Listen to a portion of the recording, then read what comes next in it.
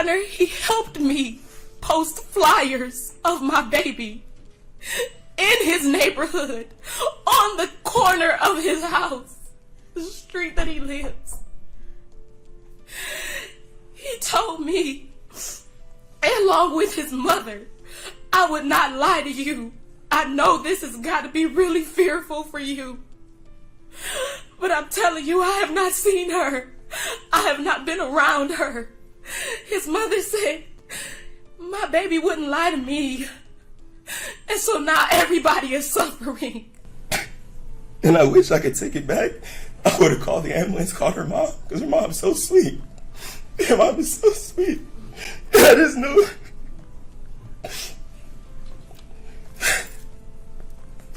I wish I could take it back.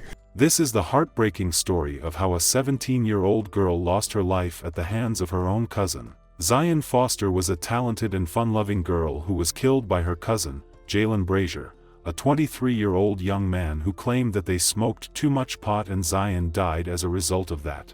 It was later discovered that Jalen threw Zion's body in a dumpster and lied to the police about her disappearance. Hello and welcome to Twisted Crimes. Subscribe and hit the like button for more stories. Police believe Zion is dead and possibly buried in a landfill.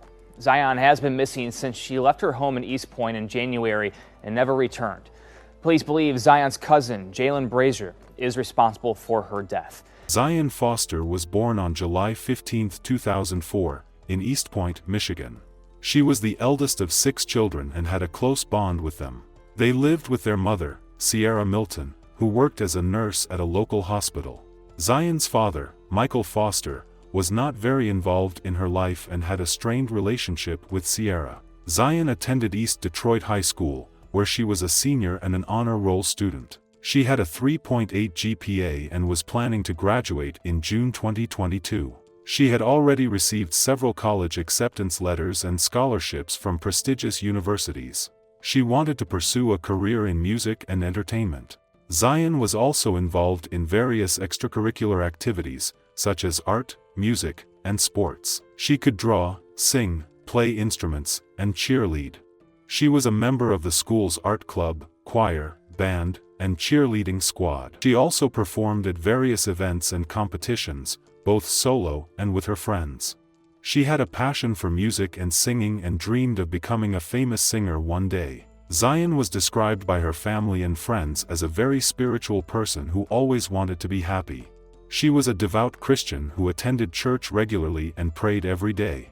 She also read the Bible and other inspirational books to keep her faith strong. She believed that God had a plan for her life and that she would achieve her goals. Jalen Brazier, born on October 10, 1999, in Detroit, Michigan, was the cousin of Zion from her father's side of the family. He lived with his mother and his younger brother in Detroit. He did not attend school or have a stable job or income. He had a history of abuse and criminal activity. He had been arrested several times for theft, battery, and lying to the police. He was involved in a romantic relationship with a woman who had a child from a previous relationship. The relationship between Zion and Jalen was not very close or frequent. They occasionally hung out together at family gatherings or at Jalen's place in Detroit. Zion's mother, Sierra Milton, told news outlet that she did not know much about Jalen or his lifestyle. She said that she trusted Zion to make good decisions and that she did not think that Jalen would harm her. Zion had gone to work at the Detroit Wing Company in East Point, Michigan, where she had recently started working as a waitress. She finished her shift around 10 p.m. and was picked up by Sierra's boyfriend. She went home and spent some time with her family in Sierra's bedroom. They joked and talked about their day and their plans. Around 10:45 p.m., Zion asked Sierra if she could go hang out with Jalen at his place in Detroit. Sierra agreed and let Zion go with him. Zion only took a small purse and her phone with her. She did not take a jacket or any other belongings with her. Sierra told Dateline that Zion sent her a text at 12:59 a.m., saying, to let her know that she was on her way home. Sierra checked her phone's location tracker and saw that Zion was still at Jalen's place. She waited for Zion to come home, but she never did. What happened at Jalen's place that night remains unclear. According to Jalen's statement to the police, he and Zion smoked marijuana together until Zion stopped breathing. He said that he panicked and did not call 911 or seek any medical help for Zion. He said that he wrapped Zion's body in a blanket and put it in his car trunk. He then drove around the city looking for a place to dispose of it. He eventually found a dumpster behind an apartment complex on Greenfield Road near Joy Road in Detroit. He threw Zion's body in the dumpster along with some trash bags and other items. He then drove away from the scene without leaving any trace of his involvement. The investigation into Zion's disappearance began on January 5, 2022, when Sierra reported her daughter missing to the East Point Police Department. The police took down Sierra's report and verified it with the officer and the commanding officer. The police then contacted Jalen and asked him about Zion's whereabouts. Jalen lied to the police and said that he had dropped off Zion at her home around 1:30 a.m. after they hung out together at his place. The police also interviewed other witnesses and reviewed cell phone records and videos that captured some of the events that night. The police soon realized that Jalen was lying and that he was a person of interest in Zion's disappearance. They issued a warrant for his arrest and launched a manhunt for him. On January 19, 2022, the Detroit Police Department took the lead in the case and held a press conference where they announced that Jalen was wanted for questioning in Zion's disappearance. They also released a photo of Jalen in his car, a black 2008 Chevrolet Impala with tinted windows and a Michigan license plate. That evening, Brazier turned himself into the police in Wayne County.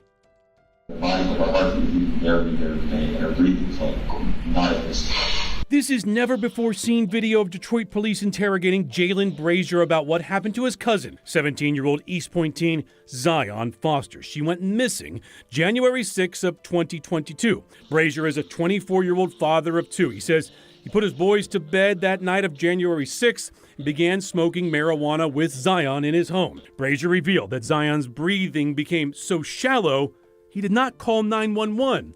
He says he did the unthinkable. I took her, I put her in my trunk, and I put her in my trunk, and I took her to Highland Park, and put her inside of a trash can, and then I left.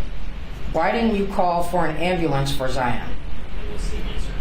I was scared and thought it looked like I killed her. And what's the next question?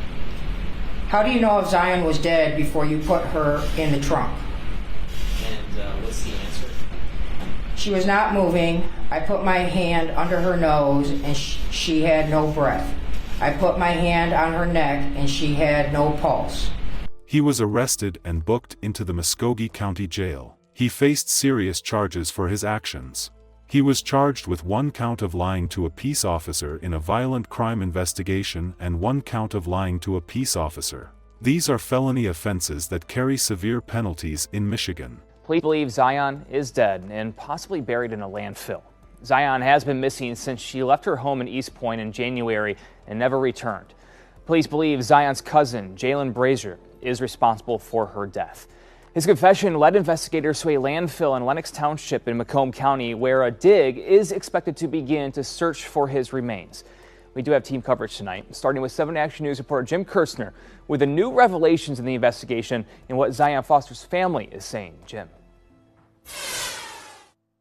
Detroit Police Chief James White is heading this up, and he says today they have been considering this for 3 months. So why now? He says because it's the right thing to do. We also talked with the sergeant who got this confession, and she says there is some credibility leading up to doing this.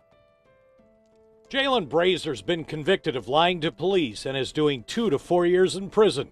He said during sentencing he panicked and put Zion Foster's body in a dumpster. There's video evidence that's part of this case. Brazier has not been charged with murder. But he's already changed the story. He's already been charged with perjury. So how credible is he? Well, a lot of people will give a statement up to a certain point, and then there's other things that they leave out. So that's what this investigation that we're working on to give closure to the family and justice. This afternoon news conference showing all of the agencies involved in the case and the massive search at the nearby landfill, Pine Tree Acres. A team of 40 searching through the trash. Support staff of 30, an area 100 feet by 100 feet. They will start on May 31st and will go 7 to 8 weeks. Zion's mother here, coming to grips with all of this. to know that my baby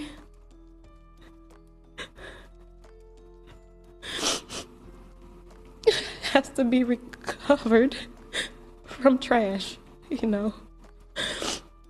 That an attempt has to be made like this. Police say they told Waste Management about this development back in January, and they say the landfill area where this would have been involved has been kept isolated from the rest of their massive operation. Is this a search for a needle in a haystack? It's been 3 long months. What's with the delay? You know, why now, not earlier? Where's the urgency? And well, we made a decision based on all of those factors that you just indicated. You use the analogy you use, a needle in a haystack, but my position is if it's your needle, and if that needle represents your child, what would you do? And it's the right thing to do, so we're going to search. The trial of Jalen began on March 30, 2022, in the Macomb County Circuit Court. The prosecution argued that Jalen killed Zion intentionally or recklessly and then tried to cover up his crime by disposing of her body and lying to the police. They presented evidence from the cell phone records, the videos, the witnesses, and the forensic experts to prove their case. The defense argued that Jalen did not kill Zion, but that she died accidentally from a drug overdose. They claimed that Jalen was scared and panicked and did not know what to do. They also argued that Jalen cooperated with the police and confessed to his actions. I was not in the right state of mind. There was no way for me to prepare for a situation like that. I was scared. I'm not totally clear on the situation. And the report is rather sketchy with respect to the situation. And I will fill Your Honor in on some of those details. I appreciate it. But what the report suggests is that you had contact with the individual. The police questioned you regarding that contact. You didn't tell them the truth associated with the contact. Then you, once confronted with information that you were not telling the truth, you came forward and told them that you disposed of the body. I mean, that's all. That leaves a whole lot out there that's unaccounted for from the court's perspective. But what circumstances are you talking about? Well, when she died, it was just random. Like from my perspective, from my end of it. What do you mean? I was terrified. Literally from that point on, I didn't know what to do. I wasn't in the right state of mind for anything. And I turned myself and they didn't present me with anything. After getting my thoughts together. So did you explain how she passed? I don't know exactly how she passed, what caused her to pass. I just know 1 minute she was cool, she was fine, she laid back for a minute. Next thing I know, she was dead. I don't know what caused it. I did not cause it or anything like that. I reacted stupidly off of fear and panic like I've never felt before in my life. Literally. Well, I mean, people are sitting around and somebody just passes. I mean, did you think about calling 911 or something like that? No, not at the time. We were smoking. We were on marijuana as well, so my mental state wasn't in any logical spectrum. I was just immediately just terrified. Like, that's the only words I can use to describe the moment. Are you telling me that you're stoned, she's stoned, you think she dies, and then you dispose of the body? Just like that? That was your choice? I sat for a minute and I didn't know what to do. I was like, I just did not know what to do. It's like, I mean, the first thing that came to your mind, I'm trying to understand with the limited information I have, that this person passed away in your presence, and your first thought is, well, I gotta get rid of the body. My first thought was how bad it looked to start with. It's like, how do I explain what happened? I don't know why she died or what it caused her to die. And just a lot of possibility just popped in my head, and I was just reacting off of just innate fear. I don't know. Literally, I don't do anything. I just didn't know what to do. Literally, I literally did not know what to do. I sat for at least 10 minutes sitting there. Like, what do I do? Who do I call? My kids are upstairs. We just got into this place after struggling for like 2 years to get it, and everything is falling down. I won't have any conversation in this court. And I wish I could take it back. I would have called the ambulance, called her mom, because her mom's so sweet. Her mom is so sweet. And I just knew.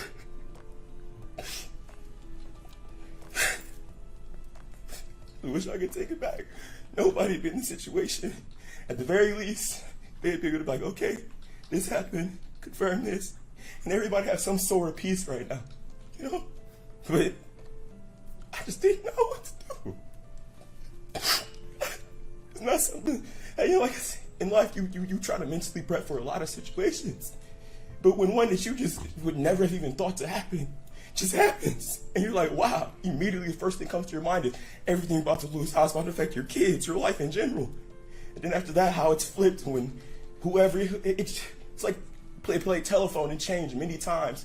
Facebook, everything, just a lie hitting me at once. So I had to just take time and try to get my thoughts together, because I was on panic mode ever since that happened. Her mom at one point talked to me, and I couldn't bring myself to, like, your daughter just died. What do I do? And I can't even explain it. What happened? I just can tell you my honest reaction.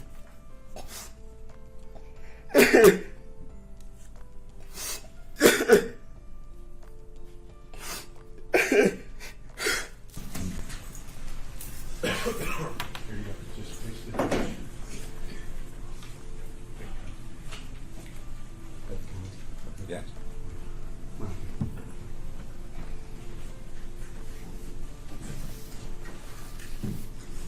Can I have you state your name? Sierra Milton. Ms. Melton, what would you like to tell me today?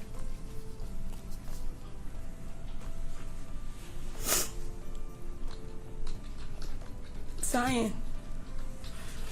She just turned 17 in November.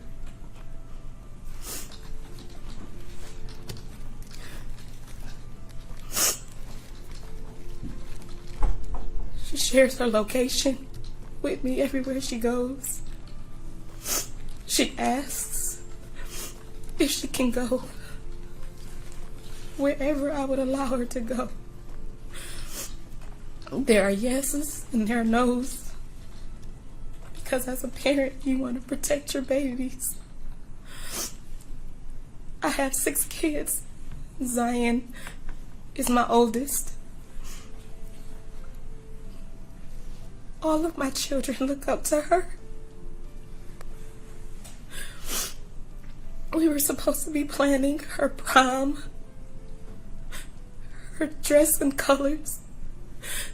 I'm still getting emails from the school right now for graduation pictures and just graduation. And now we can't do any of that because she asked me if she could go with Jalen. And I said yes, because I trust him. And I thought he would be responsible. But the fact is that it seems to me like he was hiding. He didn't pull up in my driveway. He pulled up in my neighbor's driveway. And he's pulled up in my driveway before. We've given each other a hug. I've spoken to him.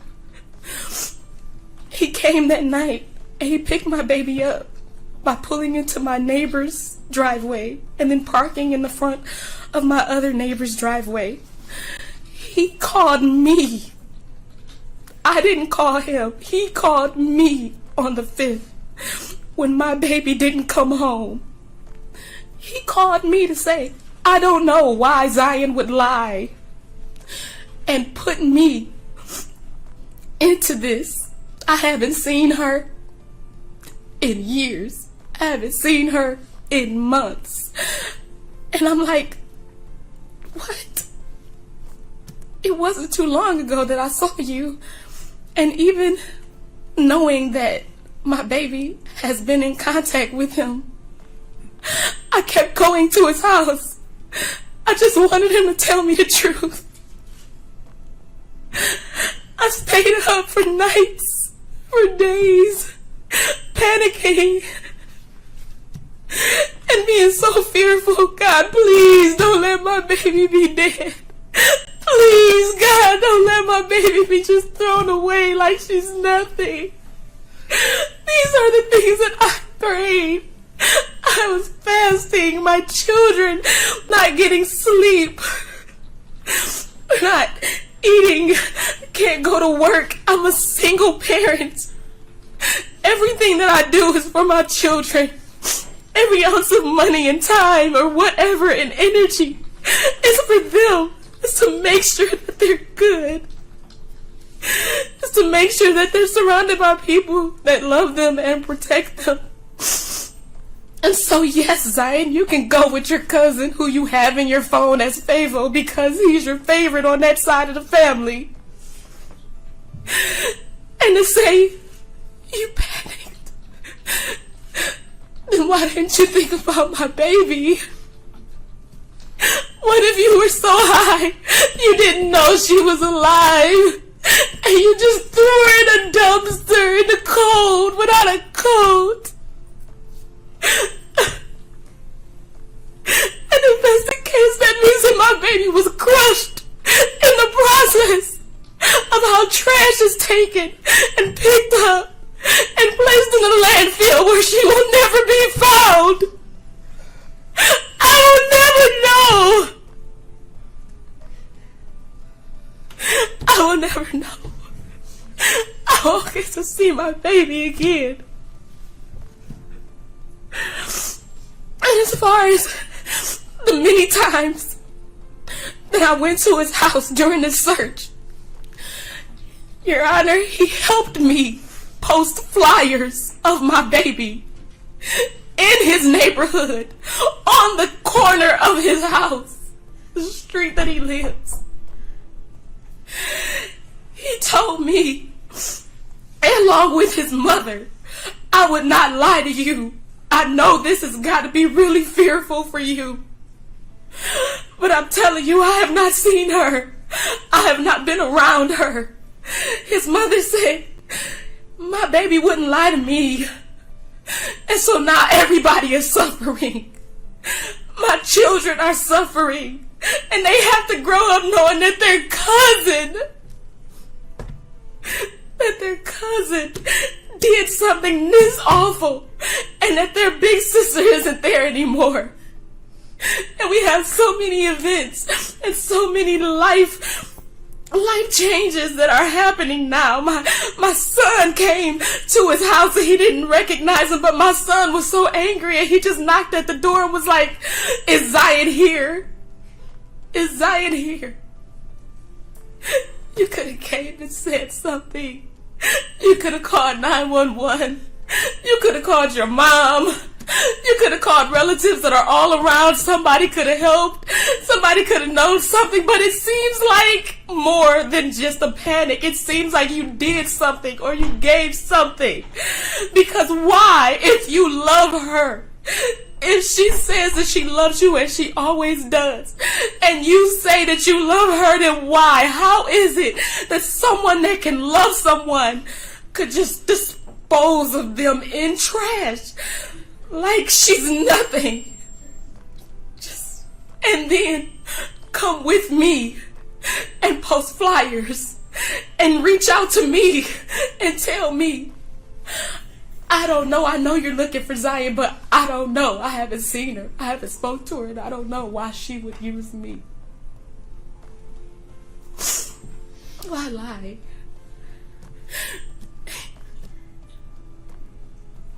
This is something that can't be repaired. She cannot be replaced. This cannot be rectified. And we will never have closure. And as much as I love you guys, as much as I love that family, you have caused such distinction that that it's hard to trust family at all. And now my babies are even more isolated. Because how can I trust family when family is one who did this?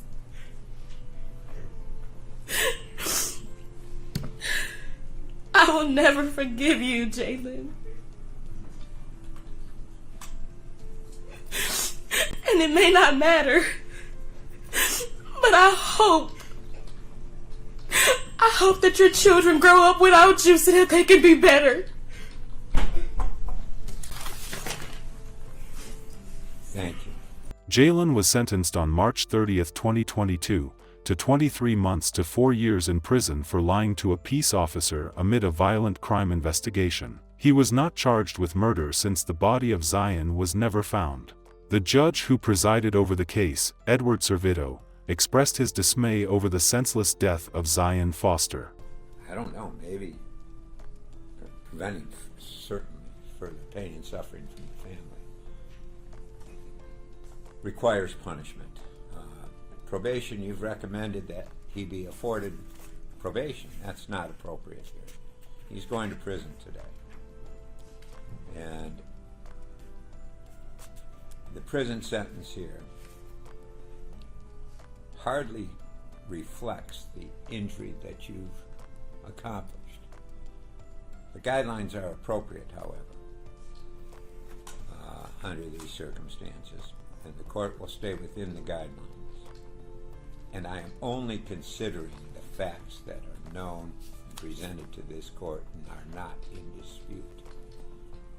Other matters that have been brought to this court's attention for which there is no basis and would require a hearing are not considered by this court. Therefore, it is the sentence of this court that Mr. Brazier, you be remanded to the custody of the Michigan Department of Corrections for a period of 23 months to 4 years on count 1, and on count 2, what's his credit? 66. On count 2, 66 days. He said that it was a tragedy that could have been avoided if Jalen had called 911 or sought help for Zion. He also said that Jalen's actions showed a lack of respect for human life and dignity. The aftermath of Zion Foster's death was devastating for her family and friends. They held a vigil for her at the park where she used to play and released balloons in her memory. They also organized a memorial service for her at Greater Grace Temple Church, where hundreds of people attended to pay their respects.